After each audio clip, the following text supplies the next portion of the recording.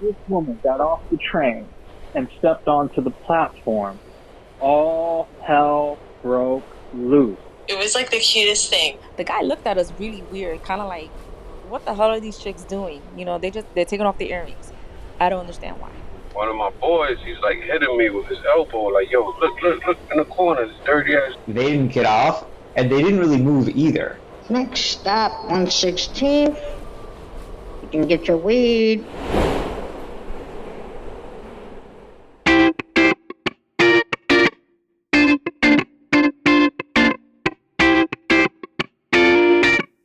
I'm Christina Baez, and you're listening to The Subway Portraits.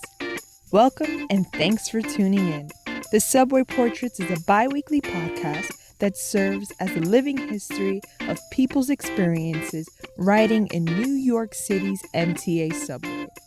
These stories, no matter how old or recent, are told by you, the commuters, the tourists, and the native New Yorkers like myself. On today's episode, The Earring, The Promise, The Bounce, and more, you'll hear a range of true tales, from the cutie on the train pulling a fast one, to never really knowing who you're sitting next to. Before we begin, I want to make it clear that the Subway Portraits does not in any way condone violence, discrimination, or abuse of any kind, verbal or physical. We simply collect memories and give them a place to live in history. Let's jump right in.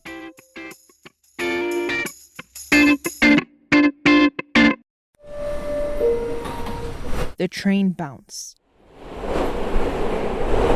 I was on the train, 2 train, going uptown with like 6 of my friends. So, we talking bullshitting on the train. So one of my boys, he's like hitting me with his elbow, like, yo, look in the corner, this dirty ass nigga over here in the corner. So I look, some dirty ass bum with like 3, 4 blankets on top of him and shit. So I'm like, yo, what happened? He's like, yo, look, she's going up and down, up and down. So I'm like, nah, man, that's the train. The train's moving. He's bouncing around. So I go back. I'm talking with my boys again. He hits me again. He goes, look, the train ain't fucking moving now. Look. So she was going up and down. But there was no women on the train. It was all men. So motherfuckers got up and just started stomping his ass out, beat the fuck out of him, and just stomped him down. Got off the train on 116th. That was the weak spot anyway. And that was it. Oop, there it is. This one is funny, but not funny. Um, I was on the L train, headed towards Bushwick. I got on the L train at East 105th Street. I believe the year was 96. I went to go to my friend's house. She was with me, so we were going to her house in Bushwick. And we used to wear big earrings, the big bamboo earrings, Of course, back then, earrings were always great if they were big. It's kind of like the bigger, the better. So, of course, I have my Selena bangs. My hair is in a big bun because my hair used to be like super long. Um, I have my mascara on and red lipstick with the brown lip liner. So anyway, I'm on the L train with my friend, and we're talking, we're chit chatting, and there's a guy sitting in front of us. So at first I'm like, oh man, he's kind of cute, like, hey. But I must have been like maybe 15 or 16 back then in 96. So we were just hanging out, whatever, after school. And the guy looks at us, but I felt weird. I felt like he was looking at us, but he wasn't looking at us. I can't explain it. Anyway, I tell my friend, I don't know, but something tells me we should take off our earrings. And she looks at me and she goes, why? I said, I don't know, but something's telling me we should take off our earrings. She goes, okay, I mean, if you want to take off your earrings, take them off. I'll take them off with you. I said, okay. We're approaching Atlantic Avenue. Um, and I said, all right, I'm gonna take off my earrings. The guy looked at us really weird, kind of like, what the hell are these chicks doing? You know, they're taking off their earrings. I don't understand why. So we take off our earrings. As we're approaching the next station, which is Broadway Junction, our earrings are in our book bag. At that time, we used to wear Jansports. I don't know if they're popular again now, but back then we used to, have our Jansport. I put the earrings in the Jansport, and we're talking, laughing, joking around like two silly girls. And the guy approached us and said, "That was a real smart move." And we looked at him like, "What?" He turned around, snatched the earrings off another girl on the L train, and ran up that station. We were in shock. We were like, oh, he just robbed that girl. That could have been us. You see how it was quiet? That's how speechless we were. That's how speechless that girl was. Just like that. It was literally crickets. It's kind of like a pause right there. I felt like not even the train moved. Nobody moved. We just all looked at each other like, oh my God, that just happened. We felt bad for the girl, but I mean, we had to keep it moving. And ever since then, I always took my earrings off anytime I boarded any train and any bus. Heated but chilled. So I was taking the one train to the Upper West Side from Midtown, and it was summer, and it was really hot and sticky. People get real agitated in the subway, and there was this middle-aged black guy and then a little bit younger-looking white guy with a ponytail. And I didn't really see how the conversation or argument started, but it kind of got more and more heated. Most of the black guy kind of yelling at the white guy. And then eventually, I couldn't really make out even what they were saying, but he ended up like, slapping him in the face. And the white guy just has this like shocked look on his face.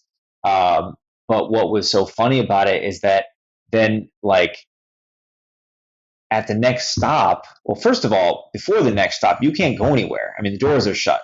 So they didn't go into an all out fight. And so then at the next stop, it wasn't either of their stops. They didn't get off and they didn't really move either. And after like not too long, the white guy like picks up a book and starts reading the book. And they're like standing right next to each other still. And then maybe like two or three stops later, the black guy just like gets off. And then a couple stops later, the white guy just gets off. And that was just like the end of their day. They just had to have a little jaw out and then go about their business. More stories to come. But before we get to those, are you thinking about your own subway memory? Then share it with us. Whatever your story may be, it could have a place in this living history for future generations to reference. You can record your memorable subway experience on our website at www.thesubwayportraits.com.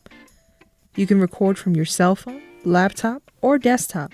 And to make it easier for you, I've added the direct link to record your story in this episode's show notes. I also want to give a huge thank you to everyone who submitted their stories.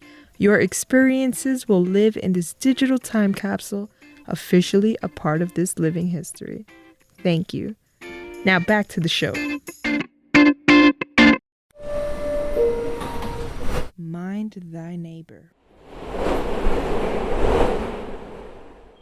Yo, this is my life. This is what you expect when you take the MTA transit line. A bunch of normal people, and when I mean normal people, I mean just a bunch of freaks and weirdos, and sometimes people that aren't mentally stable, but they are, and this is why I got to share my story. My name's Worldwide Rev. I was getting into work, had to hit the Rockefeller Center. I had to hit the D train and connect somewhere in town. You know how that shit goes from Brooklyn. man. And there's proper subway etiquette that we all share when it comes to everyday commuters and then everyday random freaks, weirdos, and mentally unstable motherfuckers that are on the line. One day I step on the train, the D train, I don't ride it much, don't tell nobody. I step on and I see an open seat and I'm looking around at everybody like, okay, looking for signs, like, that look, that, yeah, sit there, don't sit there kind of look. And nobody gave me that seat. So I'm sitting here looking and I'm like, yo, these motherfuckers must be afraid to sit down next to this black woman. I'm like, yo, fuck that. I'm going to show them how we do this, Man, I sit down. I'm like, hello, how are you? I'm fine. Boom, we're sitting, chilling, beautiful ride, I'm just kind of looking at everybody else and, they give me a little look, but nothing that, none of that little tip of the head look or nothing. None of that little head nod shake like, yo, B, don't sit there. Something's about to happen. So we're going bung, bung, bung all the way through, Brooklyn. We get into what the hell do they call that? New York City. And we're chilling and at one point, I must have been, where is this, 34th Street? Yeah, it's 34th. The woman next to me, she turns to me, she looks, she goes, oh, excuse me, sir. I need to get off right now. And I'm like, oh, no problem at all. So, she gets up and goes, and I slide next to the window and shit. And, people are just kind of looking at her, walk off. And I don't know what was in the air, but the moment this woman got off the train and stepped onto the platform, all hell broke loose. I'm like, what the fuck? She just gives a huge battle yell. Just screams, ah! Out of her hoodie, sweater, front pouch, the little kangaroo pouch in the front. She pulls out something, books it to the train across the platform, right? I'm like, yo. And she starts slashing motherfuckers on the next train. You hear people scream, ah! Like some shit straight, I don't know, it was real life. Some shit straight out the MTA subway line. Man, she's slashing motherfuckers. Slashing, whoa, what the hell happened? And I'm sitting there and I turn back and I look at all the people that were on the train from Church Ave all the way. And man, ain't nobody said shit. They all gave me a look, and one dude was like, oh, I was trying to tell you. Motherfucker, you didn't try to tell me shit. Nobody gave that little head nod, that, hey, blood, yo, don't sit there. She was wilding out. I was extremely disappointed with my fellow brothers and sisters who ride the train. Like, what the fuck? You give that kind of, yo, don't sit there, B, situation. Nobody gave me that shit. Nobody. I'm sitting here next to Susan the Slasher and shit with no goddamn clue. She got a razor in her pocket. Yo, dodged that bullet, went to work late per usual, but that's how a real player does it in the city. You don't film that shit, you just watch in amazement. You might film like an ass whooping, but when somebody's slashing, you're like, I gotta have my wits about me. That was some wild shit, man. It's been a while. Alright, so y'all stay up and enjoy your day. And give a nod to somebody if they're about to sit down and have somebody who's wilding out. Peace. The Promise. So we were on the one train. I was on the one train. I was also coming home from Cathedral, and me and this girl, we were really close, and we like pinky promised to be second best friends because we both had first best friends, and it was like the cutest thing because we both like acknowledged that like, oh, we're buddies, but like the first spot was occupied. Open mic. So it all started at a party downtown. We would take the 2 train, drinking, partying, having a good time. When we would get on the 2 train, I don't know if you guys know the difference, but the 2 train is like the older train on on that line, I'm guessing. So the conductor doors were, I'll say, paper thin. So we would get on it, fucked up, partied out, kicked the door open, and there was a button, and voila, like magic, we would be the ones talking and taking over the train. Next stop, 116th. You can get your weed, you can get your drugs, you can get your whatever it was, and every stop, whatever we knew, we would say the conductor would talk. We're gonna come back there. We know where you are and stuff like that. But that's my story. You could just kick doors in the 2 train and press a button and start talking. Sometimes we would put music on and the whole 2 train would be dancing. Those were the good old days.